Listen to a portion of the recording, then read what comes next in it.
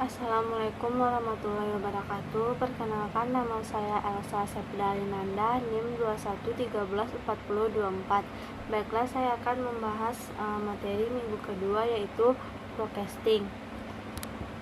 Pengertian forecasting adalah yang disebut dengan peramalan. Merupakan suatu teknik dari analisa perhitungan yang dilakukan dengan sebuah pendekatan kualitatif maupun kuantitatif untuk bisa memperkirakan kejadian di masa depan dengan menggunakan referensi data-data di masa lalu. Peramalan ini bertujuan untuk memperkirakan suatu prospek ekonomi dan kegiatan usaha serta pengaruh lingkungan terhadap prospek tersebut.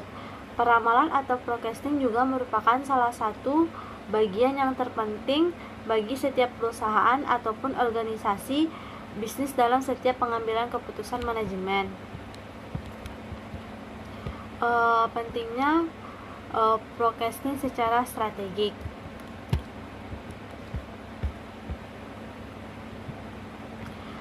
Satu, memprediksi masa depan bisnis, yaitu menurut Market Business Neo Forecasting dapat membantu perusahaan dalam memprediksi masa depan bisnis secara tidak langsung.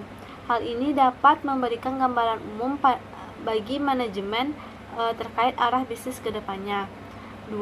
Memenuhi kepuasan pelanggan, yaitu perusahaan memiliki peluang yang besar untuk memenuhi permintaan barang dari pelanggan, lalu menghasilkan kepuasan dari para pelanggan tersebut.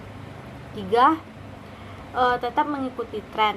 Yang dimaksud di sini adalah dalam memprediksi bisnis ke depan, perusahaan tentu harus mengikuti tren agar dapat mengantisipasi tren pasar yang berubah. Yang keempat, mudah saat meminjam uang, yaitu ada kalanya perusahaan membutuhkan pinjaman uang untuk menjalankan suatu proyek bisnisnya. Dan yang terakhir, menjaga kondisi keuangan adalah saat perusahaan sudah memprediksi permintaan produk di masa depan, mereka dapat mengatur biaya semaksimal mungkin. Selanjutnya, pendekatan dalam forecasting. Di sini terdapat dua jenis pendekatan forecasting dalam peramalan menurut Heiser dan Render. 2011-2-140 adalah antara lain dapat digunakan sebagai berikut. 1. Metode kualitatif. Di sini peramalan yang menggabungkan beberapa faktor, diantaranya seperti intuisi, pengalaman pribadi, dan sistem nilai pengambilan keputusan. Pun di dalam metode peramalan model kualitatif ini terdapat beberapa teknik, yaitu antara lain sebagai berikut. 1. Keputusan dari pendapatan juri eksekutif. 2. Metode Delphi. 3. Gabungan dari tenaga penjualan. 4. Survei pasar konsumen. 5. Pendekatan naif. 2. Metode kuantitatif.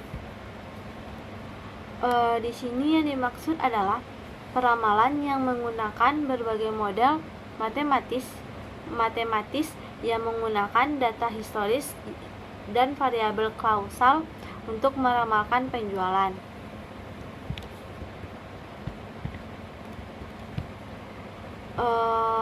Time series forecasting. Di sini dijelaskan adalah sebuah area pada machine learning yang berfokus pada atribut waktu. Time series atau deret waktu adalah metode prediksi yang didasarkan pada rata-rata masa lampau suatu variabel atau kesalahan di masa lalu yang berurutan menurut waktu, misal hari, minggu, bulan, dan tahun.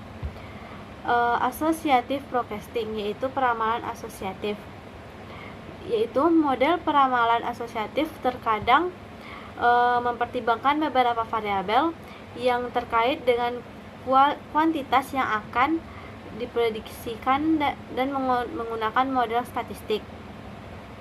Pendekatan ini lebih kuat dari metode runtun waktu yang hanya menggunakan nilai historis untuk peramalan variabel. Metode peramalan asosiatif kuantitatif yang lebih banyak digunakan adalah analisis regresi. Sekian, hanya itu yang bisa saya jelaskan. Saya ucapkan terima kasih. Assalamualaikum warahmatullahi wabarakatuh.